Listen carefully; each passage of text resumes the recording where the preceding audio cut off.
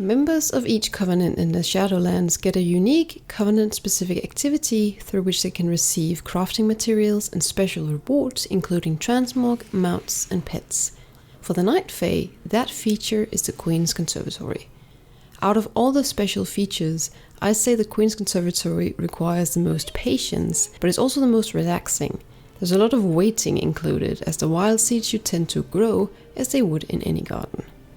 To give you a quick overview of the Queen's Conservatory, basically you search the Shadowlands for spirits of 3 qualities, so to speak. The normal spirits, which are green, greater spirits, blue, and divine spirits, purple. Depending on which realm you find them in, there'll be different types and will give you different rewards. The higher quality soul, the higher chances of a higher quality reward. After finding a spirit, you will infuse it into a wild seed in your conservatory and tend to it. Though different, the Night Fae game is reminiscent of the Tillis farm in Pandaria, where you wanted to come back to your farm at least once a day. To tend to the spirit infused in the wild seed, you'll also make use of anima catalysts, which I'll return to later in this video.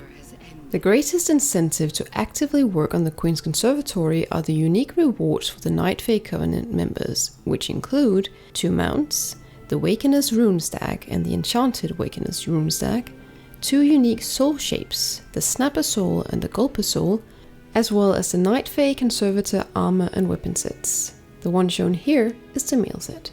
The Queen's Conservatory is unlocked in your Night Fae Covenant Sanctum in the heart of the forest in Ardenweald. You talk to Sayhad, the builder, who is the facilitator for Sanctum upgrades, and he will let you build the first tier, called First Planting, of the Conservatory for 1500 reservoir anima and 6 redeemed souls. This should not be too difficult for you to gather with a couple of world quests, and the upgrade itself takes 1 hour. On a small new character, I spent about an hour and a half acquiring the necessary anima.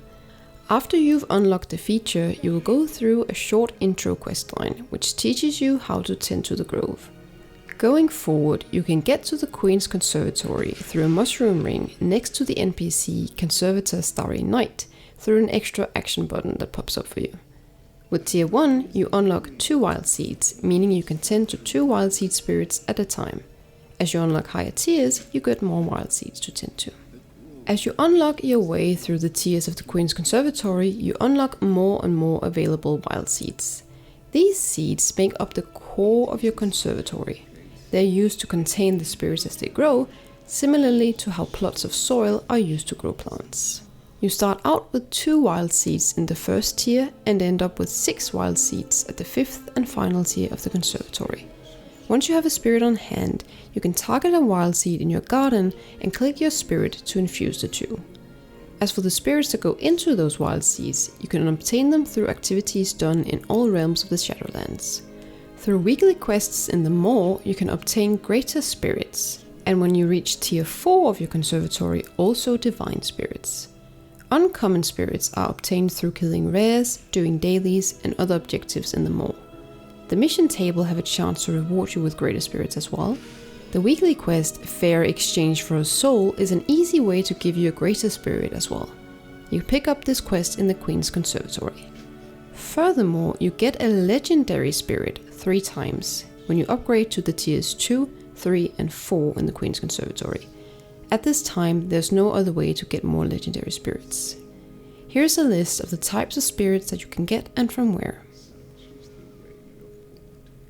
The secondary component of your conservatory is the anima catalyst plots, because we need anima to grow our wild seed spirits, of course.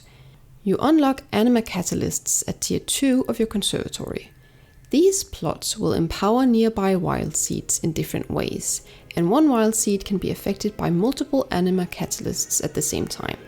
With beams connecting anima plots and wild seeds, it's easy to see which ones are affected. The anima catalysts can, like the spirits, be obtained all over the Shadowlands, most often from Covenant callings.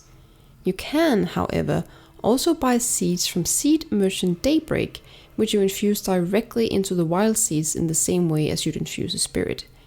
It then takes a day for that wild seed to produce your homegrown catalyst.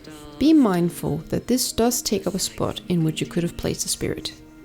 There are 3 kinds of catalysts. Temporal leaves, which reduce the time it takes for nearby wild seeds to finish growing and be ready for harvest of the rewards. Wild Night Bloom, which increased the quantity of the reward you get from nearby wild seeds, and Wild Seed Root Grain, which increased the quality of the rewards from nearby wild seeds.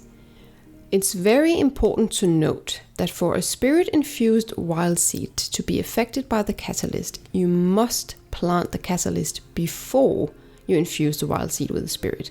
Otherwise, it will not take effect. Think of it like fertilizing the soil before planting a flower. Due to this, the Queen's Conservatory does require a bit of planning ahead if you want to make the most of it. Now that we are clear on the items used in the Conservatory, let's talk about the finer details of how to tend to the wild seeds to get your lost spirits ready for rebirth in Ardenweald. So, you've got your wild seeds, you've got your spirits of various qualities, and you've got your catalysts. Now to plan out where to put which spirits and catalysts. Once you've upgraded your Queen's Conservatory to rank 5, you have 6 wild seeds. In your garden, they're placed in such a way that 1 wild seed can have 1 catalyst, 3 wild seeds can have 2 catalysts, 1 wild seed can have 3, and 1 wild seed can have 4 catalysts. Not surprisingly, you probably want to place the spirits of the highest quality in the wild seeds with the most catalysts. Or, if you're hunting for a particular reward, you should strategize how to enhance your odds of getting it. In short, the Queen's Conservatory works like this. Step 1. Plan out what you want and find a spirit in the Shadowlands.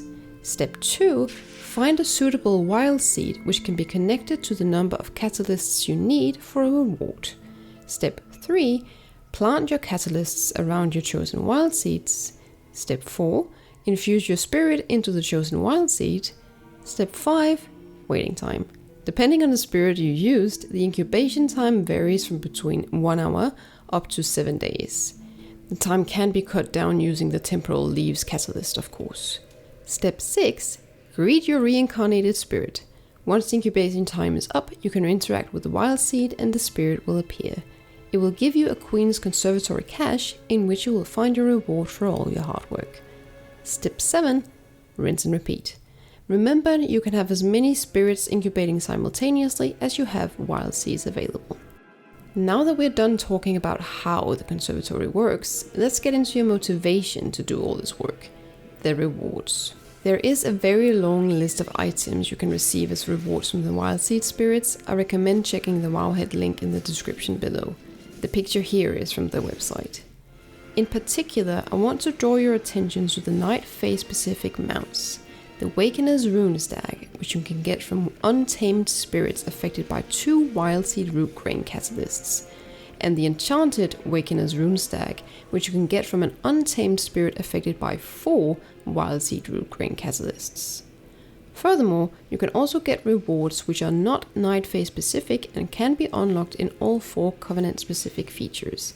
These rewards include, but are not limited to, the Silvertip Dreadwing, the Pale Acid Maw, and the Violet Dreadwing Pup. And that was the guide to the Queen's Conservatory. I think this game really is like a vegetable garden. You have to carefully plan to make sure the conditions are the most suitable for each vegetable, choose a fertilizer, and then just be patient as they grow before you can harvest the rewards. Not too difficult to do if you don't mind a break from callings and dungeons once in a while. And it's really useful to get crafting materials as well. I recommend checking Wowhead's guide if you need more ideas and tips on wild seed catalysts and where to place which spirits. There's a link to the website in the description below. The Night Fae Covenant is the one I have progressed the least in, but I have to say it's kind of growing on me. I don't mind the fairies quite as much anymore. They're less annoying after 9.1, where they're cooperating with the Venthia, and I especially find Lady Moonberry hilarious. As always, leave a comment or a question if you have any in the comment section below. Remember that I stream every Wednesday afternoon and on weekend mornings, and you're welcome to follow me on Twitter if you like. Till then, take care.